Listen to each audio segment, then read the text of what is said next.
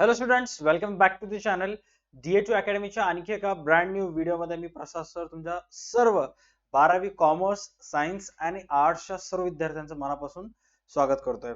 हा व्हिडिओ अतिशय cut to short असणार आहे, कारण या व्हिडिओमध्ये आपल्याला डिस्कस करायचं आहे अप्रिसिएशन विदिन येणाऱ्या 5 ते 6 मिनिटांमध्ये.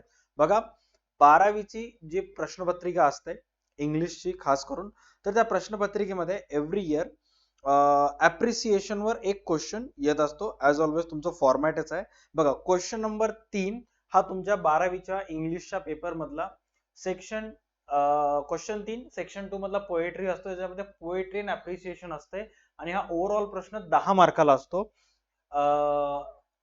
क्वेश्चन 3 मधला फर्स्ट म्हणजे क्वेश्चन जर 3 पाहायला गेला तर 14 मार्काचा आहे. त्याच्यामध्ये तुम्हाला पोएट्रीवर क्वेश्चन्स येतात 10 मार्कासाठी आणि राहिलेले 4 मार्क्स येतात तुम्हाला अप्रिसिएशन साठी.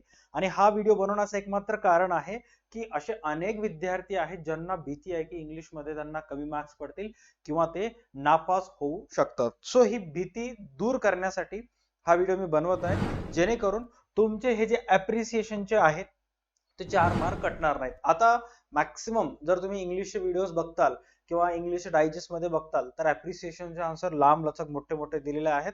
आता जे वर्षभर प्रॉपर पद्धतीने स्टडी केलेले मुलं आहेत त्यांना ते बऱ्यापैकी इझी जातं. जर तुमचं इंग्लिश ऑफलाईन कोचिंग सेंटर असेल, तुम्ही तिथं जाऊन ऍक्च्युअल मध्ये 80 मार्काचे इंग्लिशचे 7, 8, 10 जरी पेपर सॉल्व्ह केलं तर अप्रिसिएशन तुम्हाला इझी जातं. बट त्यातल्या त्यात काही स्टुडंट असे आहेत की इंग्लिशच्या नावावर वांग काहीच नाहीये.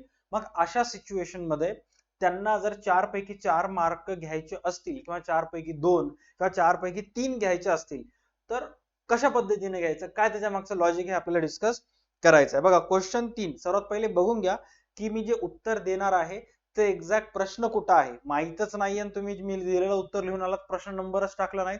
तर काही काही सर असतात जे थोडेसे दया दाखवतात, थोडस सिंपती दाखवतात. ते काय करतात, जरी विद्यार्थी प्रश्न नंबर टाकला नाही आणि उत्तर लिहिला तर स्वतः हाताने नंबर टाकून मार्क देऊन टाकतात. बट काही काही थोडंसं टीचर्सला घमंड असते, मग ते नाही नाही नाही विद्यार्थ्यांना प्रश्न क्रमांकच लिहिलं नाही मग मार्क कसं द्यायचं, त्यांची टीचरगिरी तिथं मध्ये येते आणि मग विद्यार्थ्याचं त्याच्यामुळे बऱ्यापैकी नुकसान असतं. त्या नुकसानीस कारणीभूत विद्यार्थी सुद्धा असतो. सो असं स्कॅम, असं तुमच्यासोबत धोका होऊ नये म्हणून क्वेश्चन नंबर व्यवस्थित टाका. क्वेश्चन नंबर काय टाकायचं तुम्हाला, तर प्रश्न क्रमांक टाकायचा आहे क्वेश्चन नंबर 3 बी आणि अप्रिसिएशन लिहायचं. क्वेश्चन नंबर 3 बी अप्रिसिएशन, मग तुम्हाला उत्तर लिहायचं. आता हा जो पेपर बघताय माझ्या बॅक साईडला, हा 2024 बोर्डाचा पेपर आहे, ज्याच्यामध्ये इन्सेप रॉक नावाची जी तुमच्या इंग्लिशच्या पुस्तकातली कविता आहे त्या कवितेतील काही पॅरेग्राफ, त्या कवितेतील काही स्टांझा तुम्हाला देण्यात आलेल्या आहेत आणि त्याच्या आधारावर तुम्हाला अप्रिसिएशन लिहायचं. म्हणजे त्या एक्झॅक्ट स्टांझा मध्ये काय झालेलं आहे काय नाही, कवी जे आहे ते कशाची तुलना कशासोबत करत आहे, काय त्याचं थीम आहे, एक्झॅक्ट कवीचं मूड कसं आहे काय नाही, हे तुम्हाला प्रॉपर पद्धतीने मांडणी करायचं. आता याच्यातले काही स्टुडंट असे आहेत की ज्यांना 4 पैकी 4 मार्क किंवा 4 पैकी 3.5 मार्क घ्यायचे.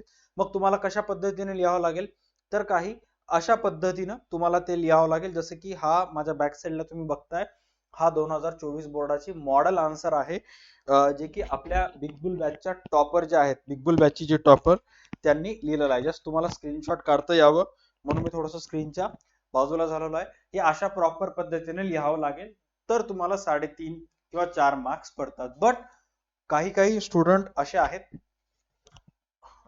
छपरी छपरी वाटू नये, जस्ट एक सेकंड थांबा. माझा सर एकदम टी शर्ट आहे.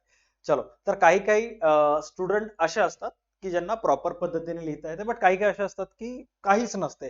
मग अशा परिस्थितीमध्ये सर असं काही एक रामबाण उपाय आहे का की शेवटच्या 5-6 दिवसामध्ये आम्हाला हे 4 पैकी 3 किंवा 4 पैकी 2 मार्क्स आम्हाला मिळतील?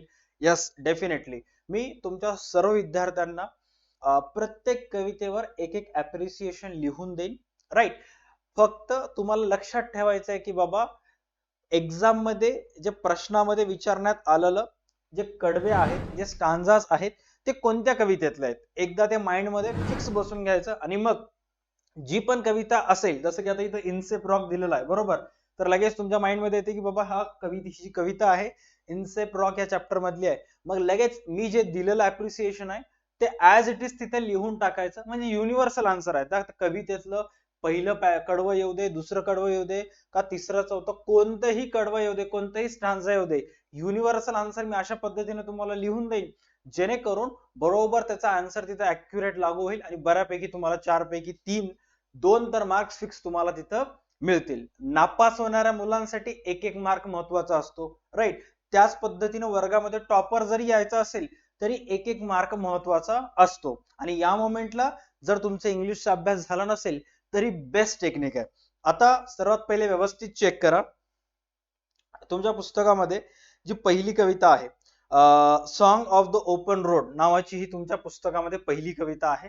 इफ इन केस या कवितेवर जर अप्रिसिएशन आलं तर तुम्हाला काही अशा पद्धतीनं प्रॉपर पद्धतीने एवढेच गोष्टी तिथं लिहून टाकायच्या आहेत. बाकी याच्या व्यतिरिक्त काहीच लिहायचं नाही. मी बाजूला सरकायलो कशासाठी की तुम्हाला स्क्रीनशॉट मारता यावं म्हणून. ओके, ही झाली तुमच्या पुस्तकातली पहिली कविता. त्याच्यानंतर सेकंड कविता असेल ती म्हणजे इंडियन व्ह्यूअर्स. ही जर सेकंड कवितेमधलं जे सरोजिनी नायडू मार्फत लिहिण्यात आलेली कविता आहे. इफ इन केस या कवितेमधून जर अप्रिसिएशन विचारण्यात आलं तर तुम्हाला ऍज इट इज एवढंच लिहायचं आहे, जास्त ताण घ्यायचं नाहीये. देन त्याच्यानंतर तुमच्या पुस्तकामध्ये जवळपास 8 कविता आहेत. सर 8च्या 8 कवितेमध्ये कोणते कोणते अप्रिसिएशन आले काय नाही, किंवा हा जो तुमच्या बॅक साईडला जो पीडीएफ आहे हा कुठे मिळेल? ऍज ऑलवेज जर 100 रुपीजचा जो एमसीक्यूचा 100 रुपीजचा आपला जो नोट्सचा कोर्स आहे सायन्स स्टुडंटसाठी ऍज वेल एज कॉमर्सच्या विद्यार्थ्यांसाठी, सो ते दोन्हीच्या दोन्ही जे जस्ट 1 सेकंड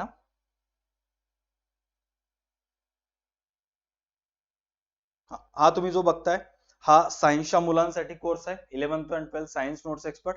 याच्यामध्ये सर्व सायन्सचे नोट्स आहेत साइड बाय साइड.